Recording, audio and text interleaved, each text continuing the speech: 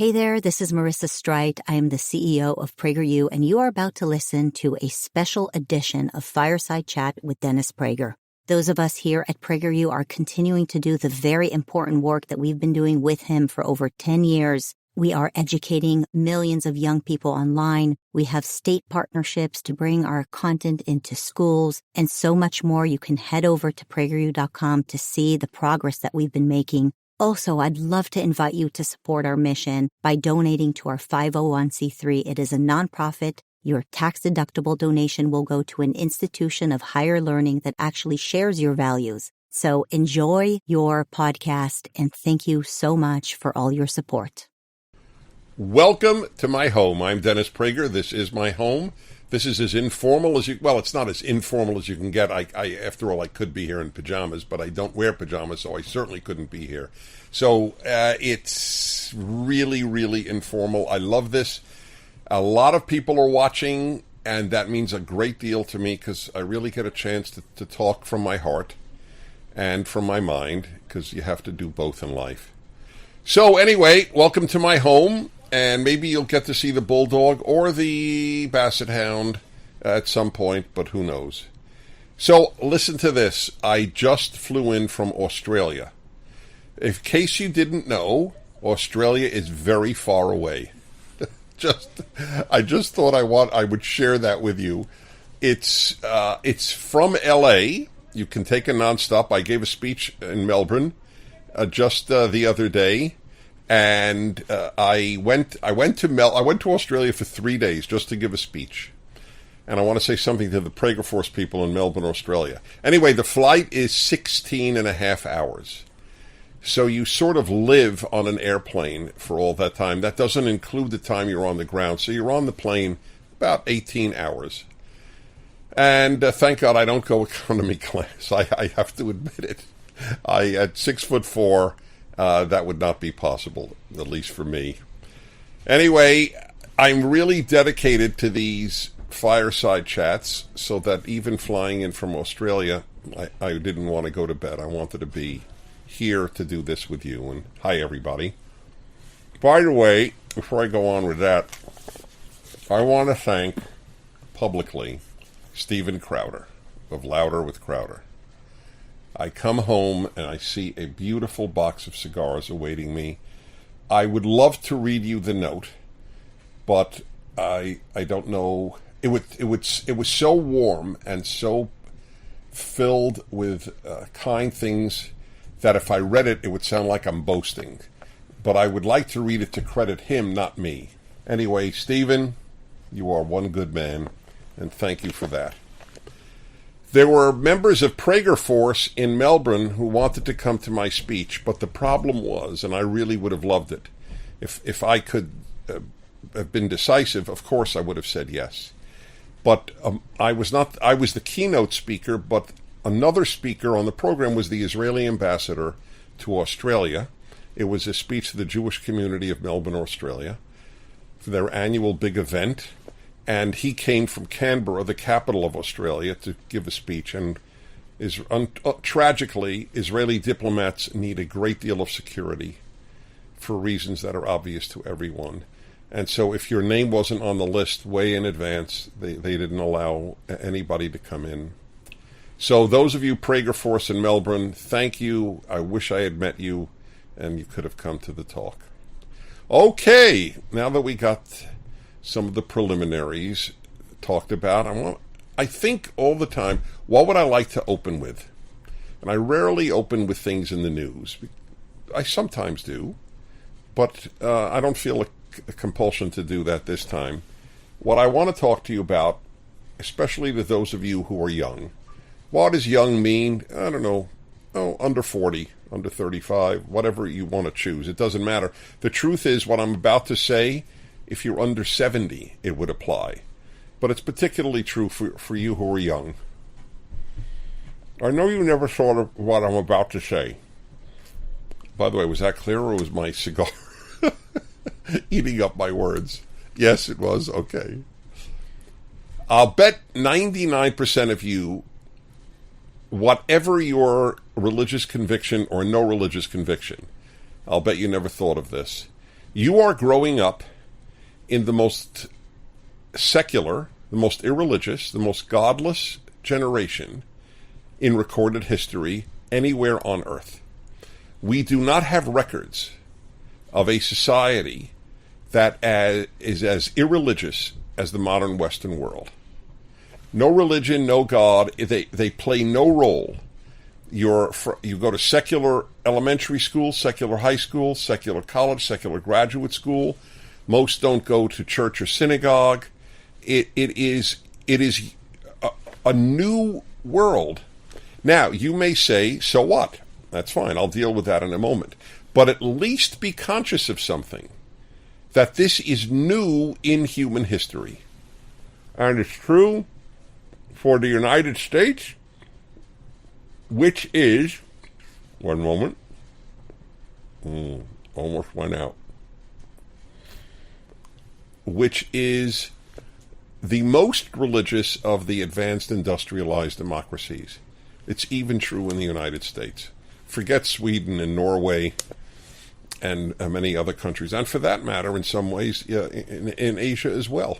China, the communist regime had worked to stamp out religion, though at this time, from what I'm told, there were 200 million Christians in China, many of them surreptitiously so. Anyway, if you're intellectually curious and you want to know about life and you're wisdom desiring, you have to ask yourself a question. Is that a good thing? Simple as that. Is it a good thing to essentially have a completely irreligious, secular, and even godless life? And I don't think it's a good thing, because I know the role that religion and God and the Bible have played in my life, and I actually, I want to choose my words carefully, because I don't. What I want to say is, I'll tell you what I want to say, and then I'm not going to say it. I want to say I feel sorry for people who don't have this. But it sounds like it's a condescending statement, and it's not condescending at all. Listen, I feel sorry for people who don't have music in their lives. So, are there wonderful people who don't have music in their lives? Of course. Wonderful people who don't have any art in their lives? Yes. But you have a richer life if you have art and beauty in it. So it's not a statement against the individual. It's a statement observing the situation that people find themselves in. And so let me give you a few examples why, and then I'm going to go simply to your questions. First of all, there is the issue. Can I give you this? Thank you. First of all, there is the issue of meaning. See, every atheist philosopher that I have read acknowledges if there is no God, ultimately there is no ultimate meaning to life. That doesn't mean you can't make up a meaning. People do, and pardon the pun, thank God that they do.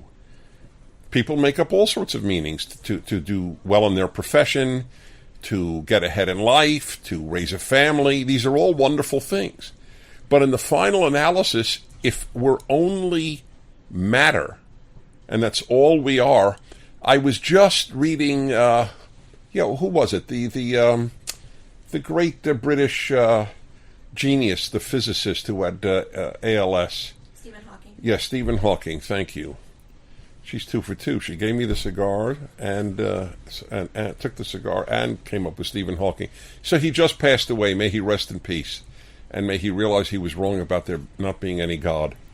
Anyway, he said in one of his, one newspaper in Britain had 4 quotes from him. One is, all we are is matter. We human beings are just matter. We're particles. That's it. Particles of matter. He's right. If there's no God, we're just particles of matter. We are no different from this cigar, except that we have self-consciousness and the cigar has no self-consciousness. That's the only difference. Now, that should matter. That should matter to people. There are a lot of young people, and for that matter, not so young people in the Western world walking around aimless and pointless. Why do you think, for example, that the only large-scale programs that have ever gotten people sober from drugs, from alcohol, are 12-step programs, and they are rooted in faith in, quote, something higher, that there is a God. Don't want to call it God, call it something higher. We could deal with that another time.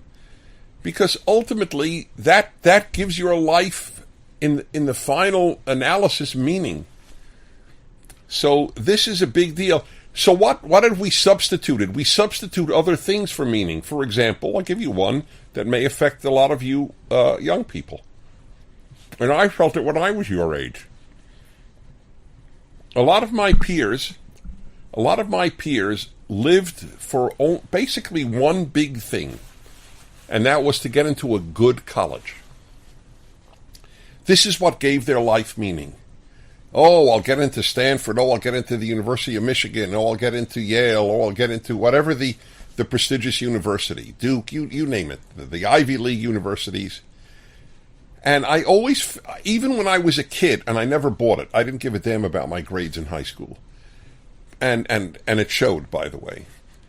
But even then, I didn't understand. So, because I remember thinking, okay, so you'll get into a prestigious college, and then what? What's your aim in life then? A prestigious graduate school? Okay, so then you're in a prestigious graduate school. What's your aim in life then? What are you going to lead the rest of your maybe 70 more years of life? Probably at least 70 more years. 70 and 25. Well, from college is 70 and 21. From grad 25 is in your 90s. Those of you who are 20 today can easily expect to live probably in the 90s and 100s. What are you going to do the rest of those 75, 80 years? Get into another graduate school? Get another degree? Think about it. But when I speak to kids who have a religious essence, they march to a different drummer. Some of them get great grades. I don't have anything against great grades. I have something against living for great grades. We substitute sort of what I call false gods when we don't have one God. Anyway, that's one consequence of your being raised in the most secular generation in the history of the world, of any society that we have ever known. And then there's the moral issue. People can't stand my video. People love it and can't stand it. I mean, obviously millions love it, but if there is no God, is murder wrong? You should all watch it because it's unassailably accurate. It's not a matter of opinion. It may be opinion whether there is a God, but it's not opinion that if God is not there to say murder is wrong, it's just an opinion. I think murder is wrong, you think murder is right, or I think murder is right. So people knocked me. You could watch this on the internet. So many comments and so many videos even against my video at the PragerU site. And they say, whoa, so what, Prager would kill if it weren't for God? What kind of guy is he? So they mock it. They think it's absurd. Well, let me tell you something. I wouldn't murder if there were no God. I was raised to believe how terrible murder is. However, I'll tell you a few areas where it does matter. I had, like most people, I had a rocky period with my parents when I was young. This is very common. But because I believed that God said, honor your father and mother, that it's in the 10 Commandments, I did. Even at the rockiest times with relations with my parents, where we might have been emotionally adrift, but I never dishonored them. I never disrespected them. And the reason was God. Yes, because it says honor your father and mother, and I think God is behind that. That's a big deal. People could give any number of reasons. I asked a guy, I'll never forget, when I got married first when I was 32. So in my 20s, I would ask married people privately so many questions about marriage because I knew I didn't know anything about marriage. And anyway, I asked a friend of mine when I was about, I would say I was 30, 29, 30. He was about 40 years. He was about 10 years older than I. So I said to Bob, we'll call him Bob. He might be Bob. He might not be Bob. Anyway, said, Bob, you and I are very open with each other. I want to ask you something. Did you ever cheat on your wife? And I'll never forget his answer. Guy was a completely irreligious guy, and I was just curious what he would say, how he would answer my question. He said, Dennis, it's interesting. You should ask.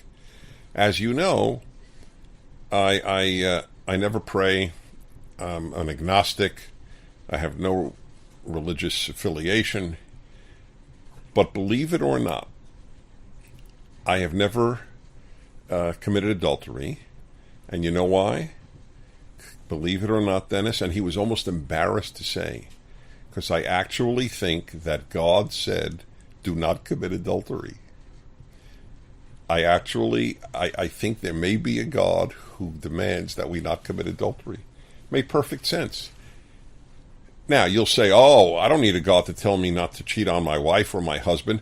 Oh, really? When things are rocky in a marriage and there's somebody extremely attractive who is attracted to you, let me tell you something. It's damn helpful to believe that the God in the universe told you not to do something. I mean, that's real life, okay? That's not make-believe.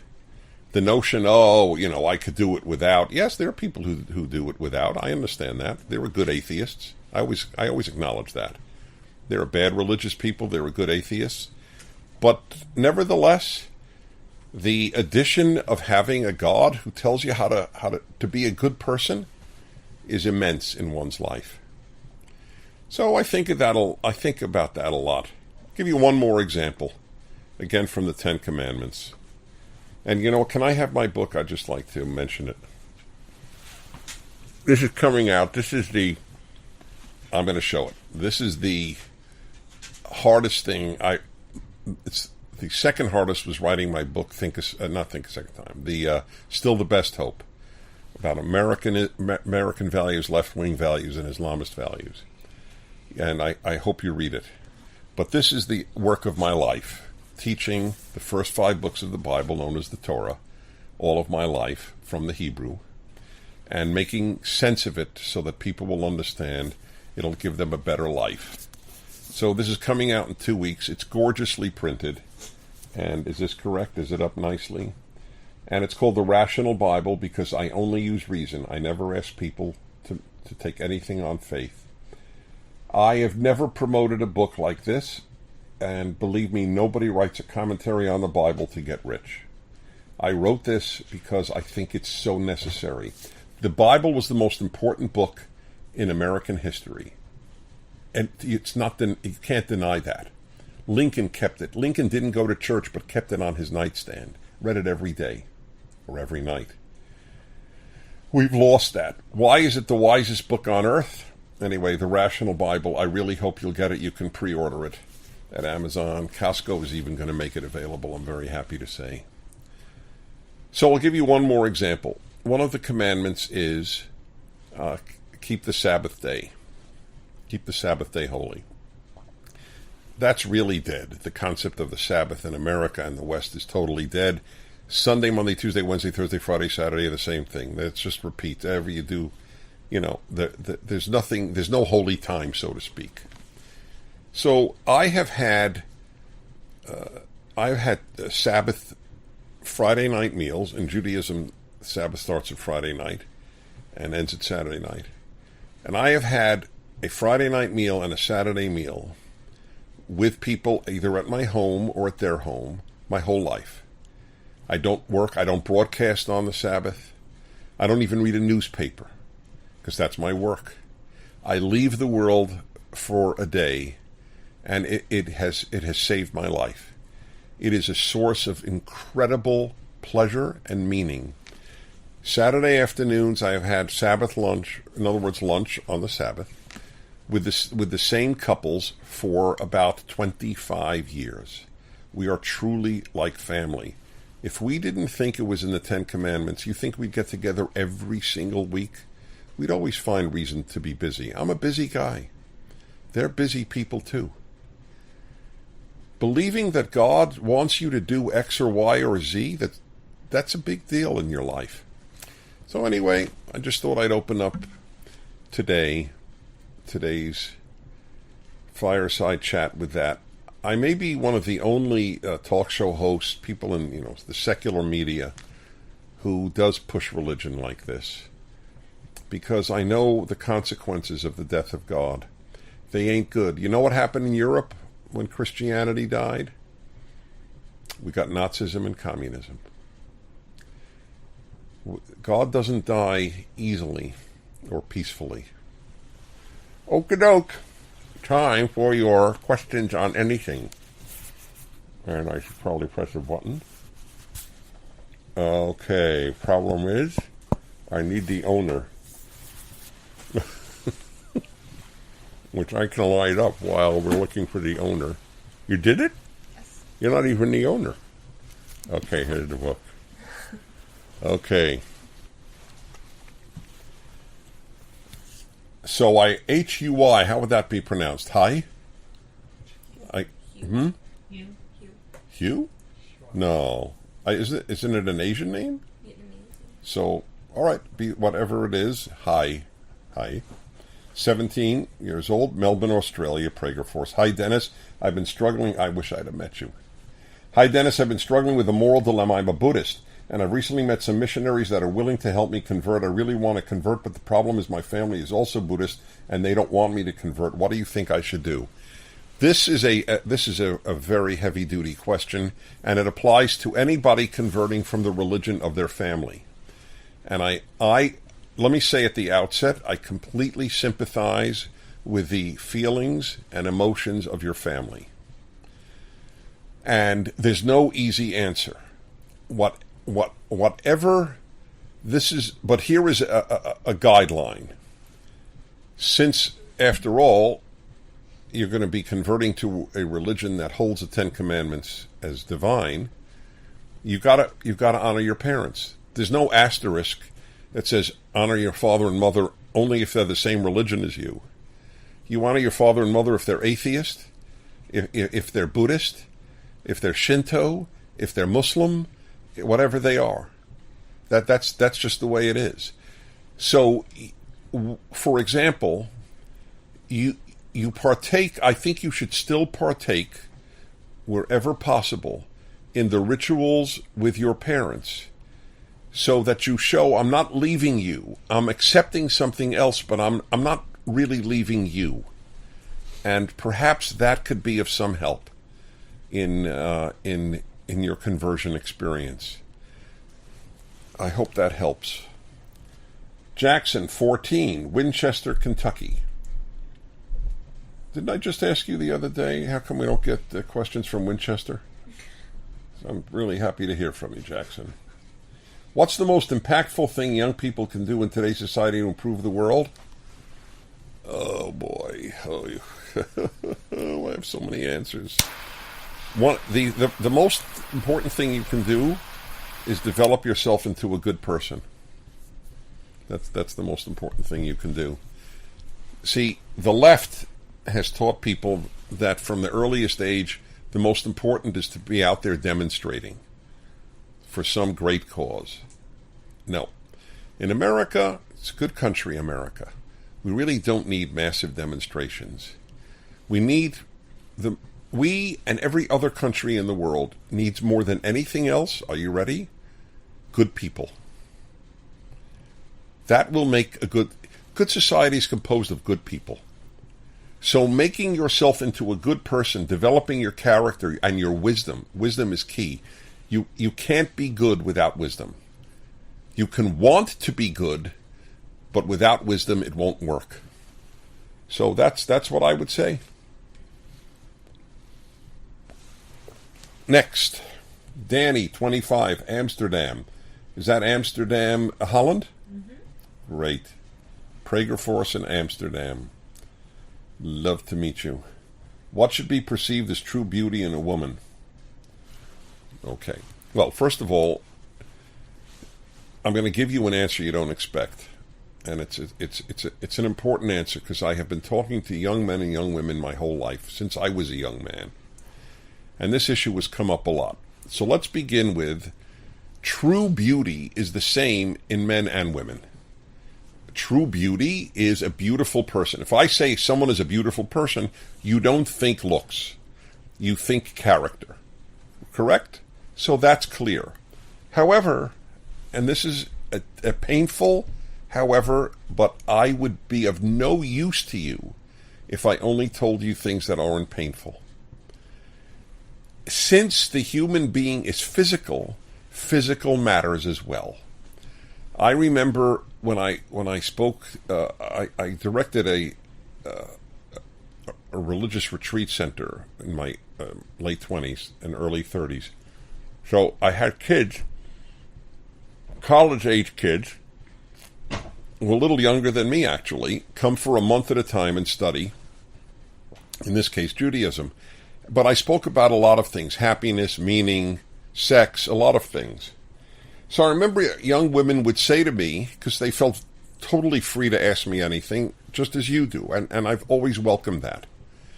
So she would say, well, if a man really loves me, he won't care how I look, he will only see my heart. He will see what a beautiful heart I have. And I said, that's only true in heaven, where we're spiritual beings perhaps. But so long as we're physical beings, the physical matters. And it's not fair, but it would be doubly unfair if I deluded you into thinking it doesn't matter. It does matter. So it all matters. It's like saying if a man were to say, it doesn't matter if I have a job. What matters is she'll see what a good heart I have. But that's not true. On earth, a woman cares. Most women do care if at 30 you're living with your parents and not working and playing video games, even if you have the kindest heart in the world. It's not a perfect analogy, but it's a valid one. So everything matters. But true beauty is character. I fully acknowledge that in either sex. But the physical matters, as long as we have eyeballs anyway. Morgan, 21, Boca Raton, Florida. Boy, do I know Boca Raton well. Prager Force as well. What books do you highly recommend young adults read for pleasure? Oh, listen, if it's for pleasure, you choose. I can tell you the books to read for wisdom, but I can't tell you the books to read for pleasure. You know, I'm the wrong guy to ask, because I really don't get into popular novels. And I'm not saying that's a good thing about me. I just don't. I never did. Right now, I'm reading a 900-page book, actually listening to it. A 900-page book that was just came out on Erasmus and Luther. Now, I am mesmerized by this book, and it gives me great pleasure, because it deals with the great issues of life, and I love them. But that's my pleasure. Another person's not going to get so much pleasure from that book.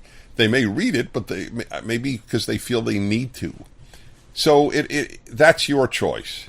I think that the pursuit of wisdom is pleasurable. Once you start, I know you will agree with me. The trick is to start. You start feeding. I think it's like a hunger. I think there's a built-in hunger in most people for wisdom, but they don't know it. They know they have hunger for pizza, and they know they have hunger for sex, and they know they have hunger for other pleasures, but I don't know if they recognize that there is a hunger for that as well. Veronica, 21. By the way, if you're over 25, you are allowed to send in a question. Just letting you know. I mean, I'm thrilled with this, but I just want those of you over 25 to know that. Veronica, 21, Palmdale, California. How should a person determine if the choices they're making are morally right or wrong during times when making that distinction might be difficult? Here is a guideline that is not religious. Here is a non-religious guideline on determining whether what you're going to do is right or wrong, or doing already. And that is, ask if everybody did it, would the world be better or worse? So, for example, I'll give you an example of something that I find awful. People will go into a store and they. I'll take a female example. A woman wants a dress for a Saturday night event or a fair or date or whatever it might be, and she sees what she really likes. She, quote unquote, buys it at the store, wears it Saturday night, and returns it on Monday or even Sunday. Now, that's wrong. I think it's actually stealing. You're stealing from the department store, even though you say, well, I returned the item, but you really are stealing. And the best way to realize it, what if everybody did that? What if every woman who wanted a dress for a special event got the dress for a day or two for the special event and then returned it saying, oh, it doesn't fit, I don't like it, the material isn't comfortable or whatever. So it's a good example. Ask that question. What if everybody did it? See, if everybody smoked a cigar, the world would be a better place.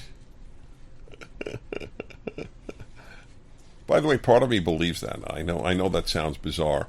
And by the way, for the record, I don't say that about cigarettes, because cigarettes are inhaled and this is not. But that's another subject, which I think I might even talk about one time. But anyway, I'm largely kidding about the cigar, but not entirely. Noah, 21, Tuscaloosa, Alabama. I was in Tuscaloosa. I'll never forget when the great, legendary Alabama coach Bear Bryant was having a football clinic, and I couldn't get into any hotel in Tuscaloosa because I was in my 20s. I was driving through the South, and I couldn't get into any hotel in Tuscaloosa because Bear Bryant was having a football clinic. And I ended up sleeping in Eutaw, Alabama, which if you're in Tuscaloosa, you probably know of, Eutaw. And I ended up sleeping in a room above the city jail. That was the closest room I could find. Dennis, you have spoken against contemporary music that is atonal or even experimental. You say that it is a product of the left. Why do you feel so negatively about music from composers to Schoenberg and Webern? What makes it so terrible? Wow. Noah, 21? Congratulations to you for even knowing Webern and Schoenberg.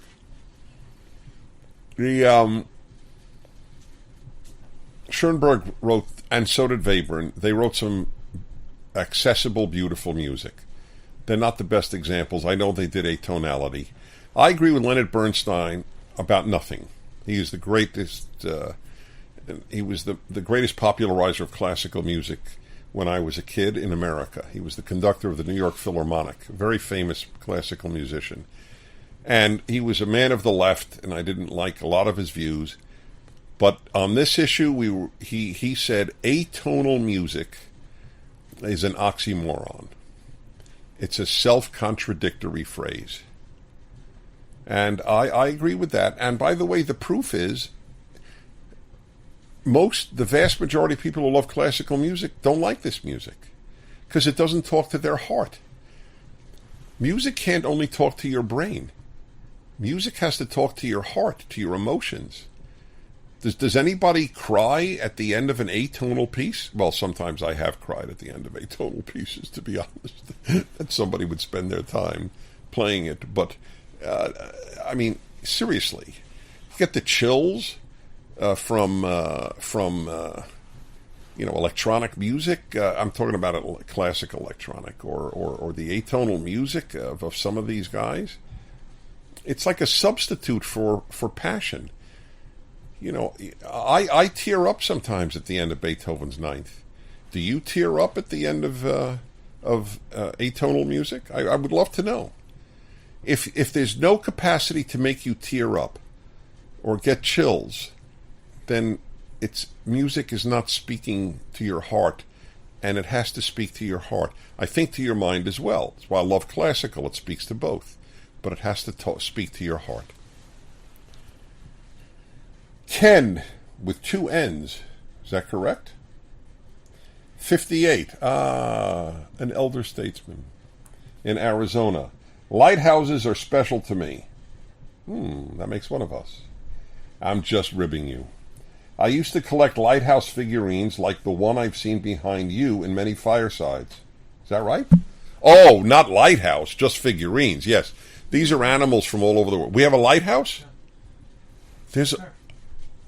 It's my own house, and I don't know I have a figurine of a lighthouse. That's pathetic.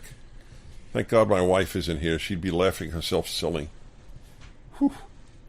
Is there any significance to the one that you display in your bookcase? I guess I answered that already, didn't I? I feel a little silly. What was the first logo of PragerU? It was the first logo of PragerU, a lighthouse. No, I'm kidding. I when I said makes one of us, I was just ribbing you. Lighthouses are a very romantic type of building. There's no question. Out at the very edge of the land, a beacon in the darkness. I get it. So I don't know. Is that because of PragerU's original logo? Is it like it? I don't know why we have it. Thank you for telling me about my own study. It's a little sad. Last question, James in London. What is your opinion on premarital sex and its impact on this generation? Oh boy, should have ended with the lighthouse.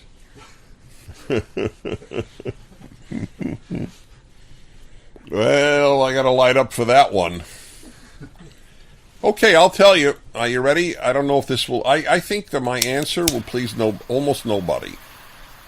But this is what I believe. You asked me, so I'll tell you. I think that having no sexual experience before marriage is generally unwise, but I believe that saving intercourse for marriage is a good thing.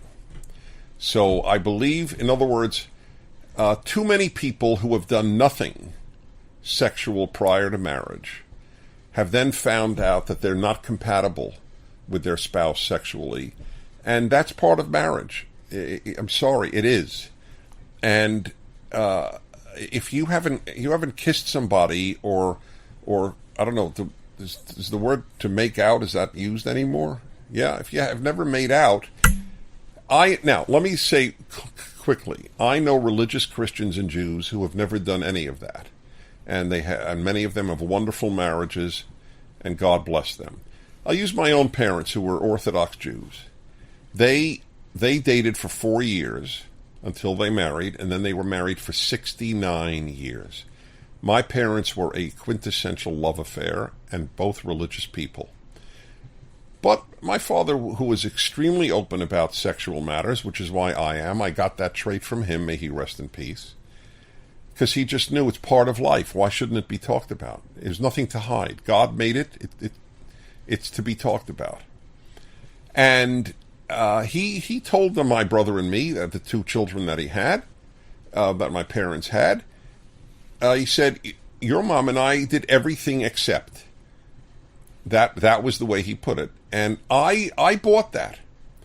I bought that, and I'm not saying everything. You'll decide on religious grounds what you choose, but they didn't do nothing. That's clear. But I do believe that intercourse should be regarded as very special, and it is very special. By the way, you know what is special in life? This is really important. What is special in life is what you deem special. Nothing is inherently special. If you make it special, it is special. If you make it another night to have intercourse, another hookup, then it becomes less special. I mean, obviously, for men and for women. That's just the nature of anything. And any common and special are somewhat mutually exclusive. So I think that with the right persons or person, I don't mean persons at one time, but persons or person, that something be done. I can't tell people don't do anything. I can't do it with a straight face. If your religious scruples say do nothing, I respect that. But I'm not saying that. Because I know too many cases where the incompatibility in that arena came out. People call my show. I have a male-female hour on my radio show. And you can hear my radio show either on your AM dial. I'm on in most of the cities of the country. Or you can just go to the Dennis Prager app. Or you could get Pragertopia. You could download my show for $5 a month. I know I sound selling. I don't care. But I got to tell you, it's not free. at Pragertopia, and you can get all the shows, and you get them whenever you want with no commercials, so you could listen very quickly, as it were. Anyway, one of my hours every week is the male-female hour. And you have no idea. You don't, especially those of you who are young. I know, because I speak to so many people. How many people have sexual problems in their marriage? And I asked them, well, did you know about this beforehand? No. Well, it would have been better if they did know beforehand. That's one argument in that favor. But again, I do think intercourse is a special thing. If that's the only way you can attain sexual pleasure is through intercourse, you are a very unimaginative sexual being. There is great joy to be had in many ways. So that's my answer in that regard. And as I said, I'm sure that a lot of people are not happy with it, and I just ask your forgiveness. But I'm never going to say something that I don't believe. All right, what have I forgotten? Anything? Okay. So are we on next week? Am I in town? What a rarity! Great. Hey. If I'm this full of life flying in from Australia, imagine next week when I'll be rested. Actually, God gave me a lot of stamina, and I'm very grateful for it. So, thanks for watching, and watch our PragerU videos, needless to say, and help fund us, because everything is free, and the more funds we have, the more we're likely to change lives, because that's what we're trying to do. Thanks for watching. I'm Dennis Prager.